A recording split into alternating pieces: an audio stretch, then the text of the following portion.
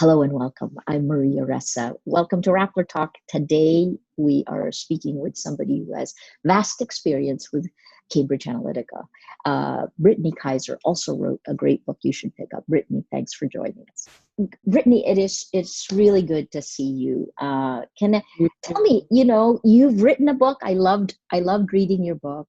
What was it like to work for Cambridge Analytica at its heyday? So when I first joined Cambridge Analytica, I was quite excited about learning advanced technology and how it could be applied to actually engaging people with politics. I have worked in human rights for a lot of my career, and sometimes it's really hard to get people to care about issues that are so important to our societies. So I thought, hey, let's see how we can use these data-driven campaigning tools to cure apathy, to get people to care about and engage in campaigns. And what I found out over the many years that I was there was that there are no protections in any of these platforms to make sure that either the laws and social contracts we already have in our societies are obeyed in the digital space, and therefore there are no protections against bad actors. So no matter how many great campaigns and good political candidates have the opportunity to reach people for the first time, there's also the problem where anyone that has negative intentions for others also have access to these advanced tools, and there's just not the regulation and compliance to make sure that they're used for good only. In terms of what you've learned in working with governments, what did you learn? What did governments do? So most governments and political parties that were coming to us at Cambridge Analytica usually had quite a lot of data that they were sitting on, and they had been collecting it for decades and had no idea what to do with it. So they're sitting on the personal information of millions or tens or hundreds of millions of people. And these are personal details that are not being managed in a way that you could call private or safe, or even with any strategy behind it. So a lot of times they're coming to say, what do I actually do with data? What do I do with new technology tools? Because we have all of this information and we're not mobilizing it. So that is something that in one way is interesting, but also kind of scary. The amount of personal data, personal information that is about everything that you've ever done, purchased, where you go every day, what you read to your children at night, where you go on holidays with your family. And that information is so easy to either make your life a better place or to be weaponized against you. So I met with many governments during my time at that company who did really have the best of intentions. How can we learn more about our population in order to create government policies that actually serve people well, so that we can bring our country in a better direction? That's what I was looking for. But sometimes you end up meeting with people who are in a position of power. Maybe they've always been, or maybe it's new to them. And they're looking for tools to retain power or to become even more powerful than they already are. And that's where you really get to see how easily technology can be abused for corrupt purposes. How can a person on social media protect themselves? Is there anything we can do to protect ourselves? So one of the biggest problems right now is that when governments or political parties or even big companies and powerful individuals are using technology, they can decide to target a certain group of people with certain messages in a non-transparent way, meaning that I will get shown a message that you will never be able to see.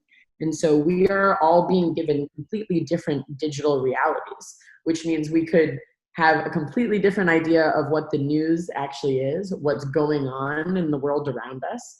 I think during this time where we're all under quarantine, this is something that we need to think about even more, because we're not walking around and interacting with people in society. We're stuck to our screens because we're forced to be for the first time ever.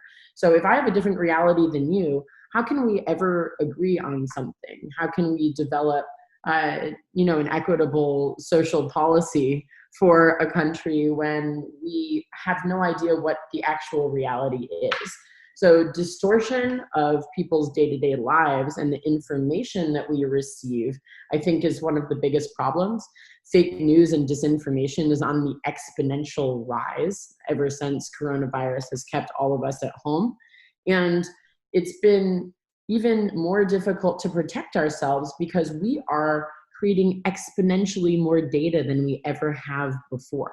And the more data that exists about us, the easier it is to target us, to manipulate us. I mean, that's why I called my book Targeted, to really help people understand what it looks like for people to use your information against you.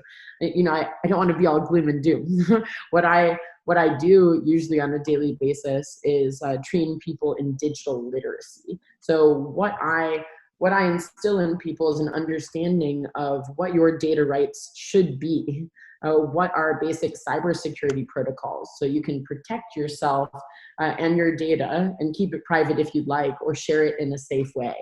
I think media literacy is one of the biggest deals that we have right now. People understanding the components of fake news and disinformation. How can we interact with each other with emotional intelligence and not contribute towards viral inflammatory content that seeks to divide us?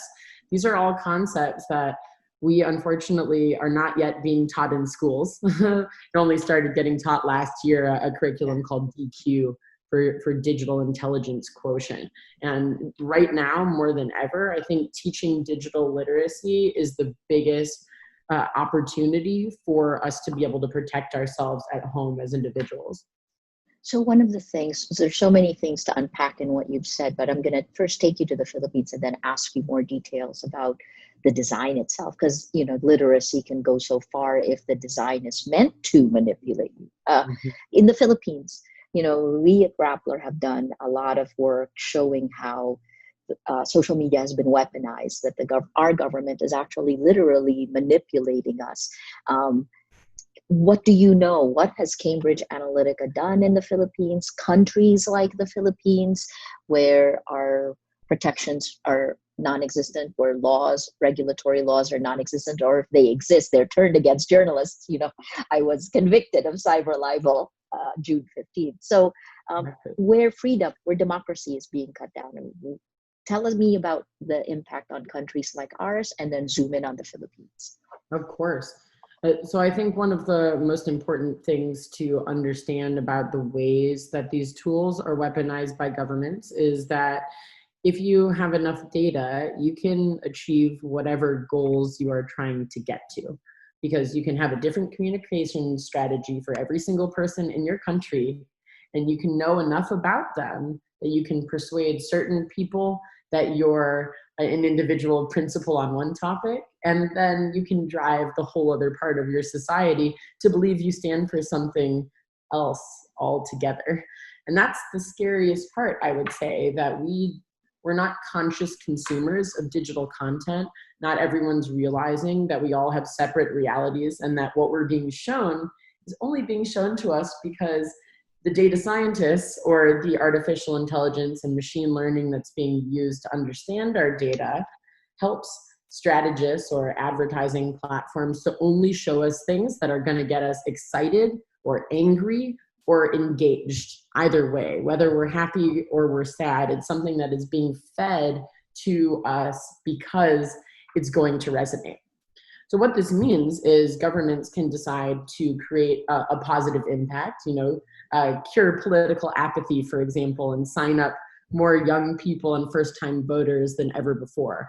Get people to start recycling and taking environmental rights seriously. We can get people to be kinder to each other. We can get people to wash their hands during coronavirus. Yeah. These are the types of positive behavioral change campaigns that are used by NGOs, the United Nations, and governments.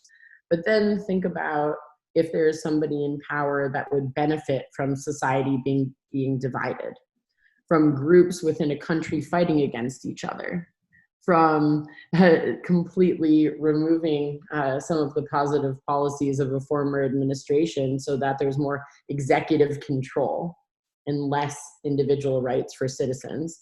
That is all possible. You can manipulate the way that people might want to vote. You can manipulate the way that people will make their decisions every day, the content they consume, and how they engage in their daily life. And as we have seen recently, that is being used to undermine people's belief in democracy and the way that we're voting from home in countries around the world.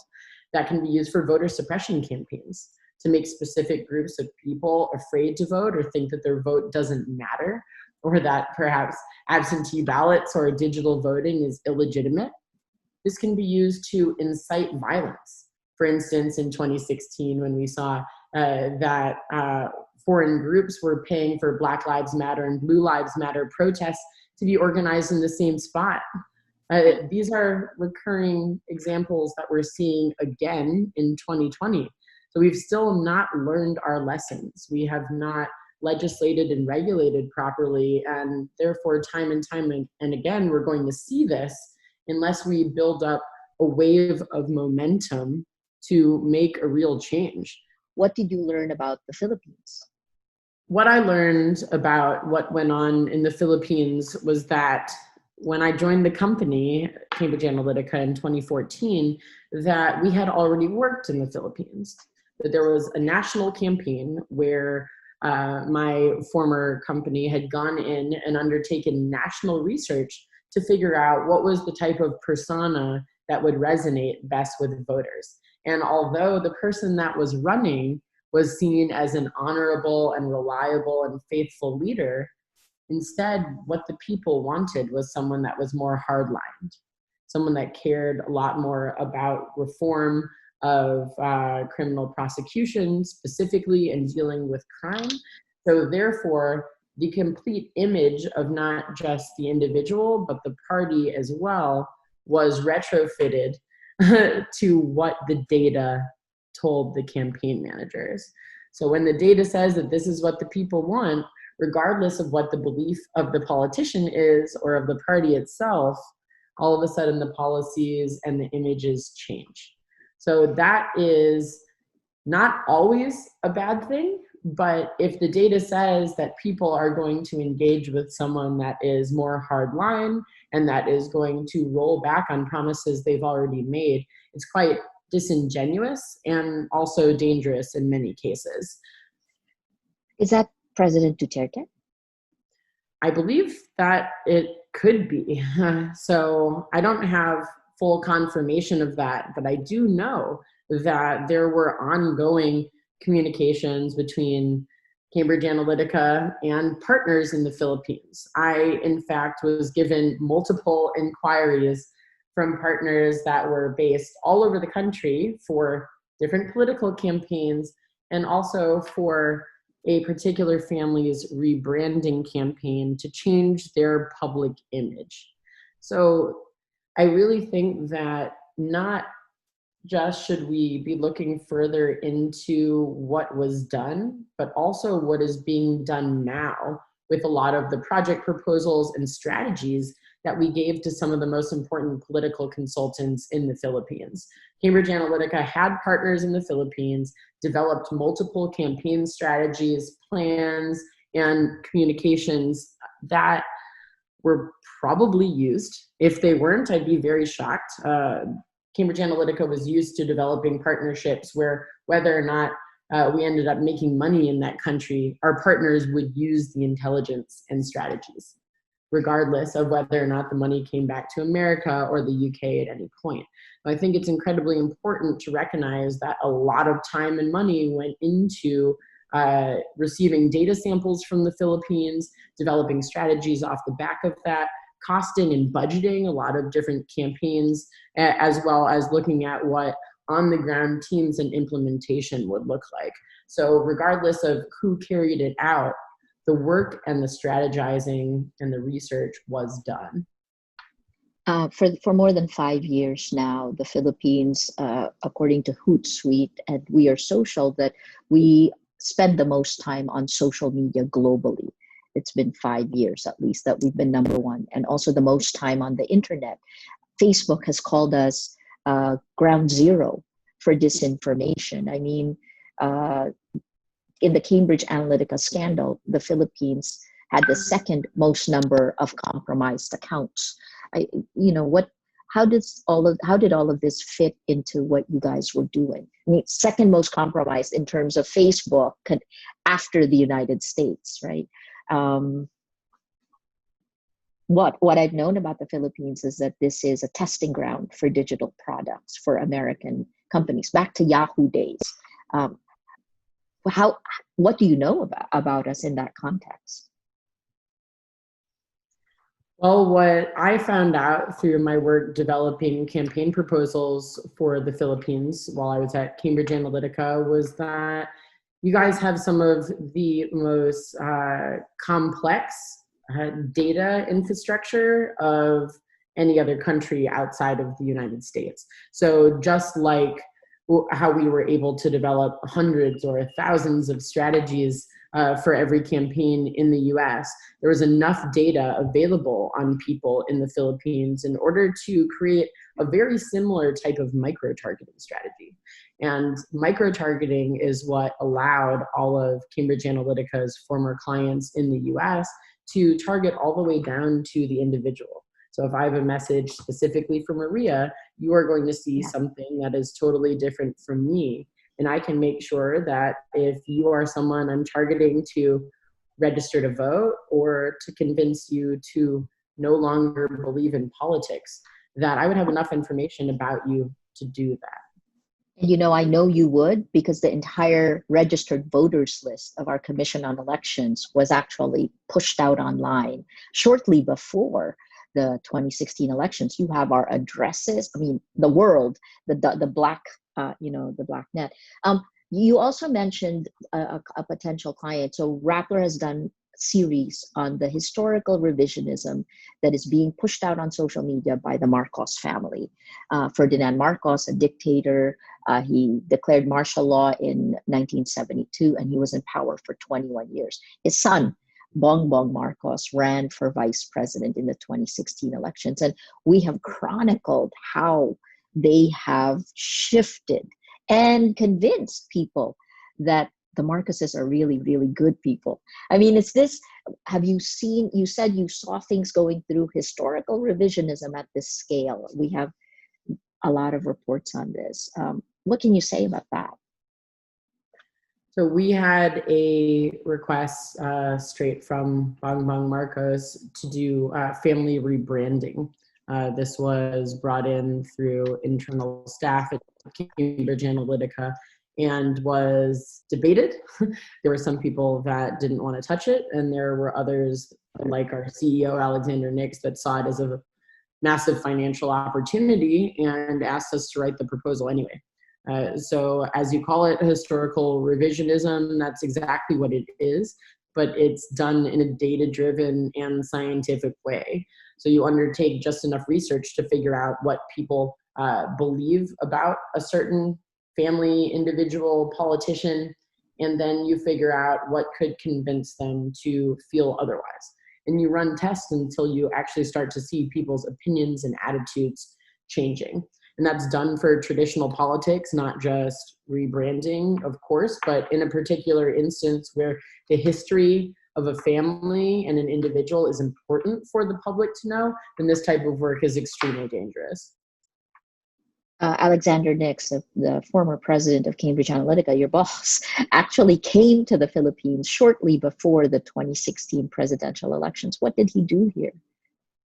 From what I understand, he met with many candidates and he solidified a partnership with a top political consultancy in the Philippines to make sure that we would have on-the-ground partners that would help us fulfill the campaigns that we were planning to run. All right, let's move to where we are today. Governments around the world have consolidated power, have gotten more power because of coronavirus. And there are these contact tracing apps. I guess, what do you see are the dangers of, the dangers of this power and the data that more governments have today? Well, I think the biggest overarching problem is that data is now the world's most valuable asset. It surpassed oil and gas in 2017. And what Alexander used to say is that now this is an arms race. Whoever has the most data will be the most powerful. And therefore, big corporates and governments around the world are working to become the most powerful entity by owning as much information about populations as possible. The more they know, the easier we are to target and manipulate. And we are in a wave of momentum for privacy and data protection to matter. People are starting to become digitally literate. They're starting to think about that they feel uncomfortable clicking terms and conditions without understanding what they say. But the full understanding of what the possibilities are and our ability to enforce new privacy laws is not there yet. So there are plenty of countries around the world where we actually do not have privacy and data protection laws. And we're right now in a time where we're leading a completely digital life due to coronavirus lockdown. Many more people are, I would say, vulnerable to the types of manipulation that we've seen in politics than ever before. It's our daily lives. So I've been working specifically with groups of privacy and data protection experts to write a series of emergency legislation. We believe this is an emergency situation where now the entire world's population is vulnerable to this type of data collection and digital targeting and manipulation. So for the first coronavirus contact tracing app legislation we put out in the state of New York, it's Senate Bill number 8448, and it goes as far as saying that the types of data collected in order to save human life for public health purposes cannot be shared with law enforcement, because we saw with the rise of peaceful protests and violent riots around the world this month that authorities, law enforcement, started using contact tracing as well in order to gather data from protesters. That can so easily be abused. I mean, we can see what happened in Hong Kong last year as a great example of what we want to avoid. So banning the use of this data by law enforcement, as well as using anti-discrimination clauses to make sure that individuals cannot be targeted for exercising their right to peacefully assemble, are two of the most important things that we need to be thinking about. Obviously, also how long they get to keep our data, who it should and shouldn't be shared with, our ability to delete that data and to opt out. But if we are opting in and our data is going to be monetized for healthcare purposes and public health, then for us to actually be able to own some of that value. I think we can all agree that we'd love to save human life. We'd love to find a vaccine as soon as possible, and we'd like to contribute towards that. So we need to make everyone feel safe in opting into contact tracing to make that successful. Fantastic. Thanks for that work. In terms of, let's flip it to the side of the social media platforms. I've now begun calling them behavioral modification systems. And that's really weird because we were alpha partners of a lot of the social media platforms here in the Philippines. Mark Zuckerberg says this is a freedom of speech issue, and that, he's not going to budge. I guess, what's your reaction to that, and what do you see the platforms doing? So I think one of the biggest problems with the way that Mark Zuckerberg is handling this is that he seems to be confused at what censorship and freedom of speech actually mean. Freedom of speech is not an unchecked right. I do not have the right to incite violence upon you, or inflict racial hatred, or suppress your vote, or slander or libel you. My right to free speech ends where your human rights begin. So censorship has nothing to do with enforcing the laws that we already have in the digital space, which is why when he uses the word censorship and free speech, it's very obvious that he didn't do a single human rights law degree or maybe ever studied law at all. And that's very sad because, none of us are interested in censoring people's right to free speech. We're just enforcing the laws and social contracts that we already have agreed to as societies. So when we look into what is really moderation of content, Mark makes you and I abide by community standards, and those community standards are based on law. So the fact that politicians do not have to obey the law on his platform, it continues to confuse me every single day. Why do we allow that? At least we've had Jack Dorsey step up and say, I do not have the technical or human capacity to moderate the types of content that are coming out on this platform. And some of this content is so dangerous that I'd rather ban political advertising altogether. And if something comes from a politician themselves, not in the form of an advertisement, then I'm very happy to either delete that content, ban it, or at least flag it so that individuals consuming that content know that it's inappropriate. In the short term, how do we stop the impunity of the platforms?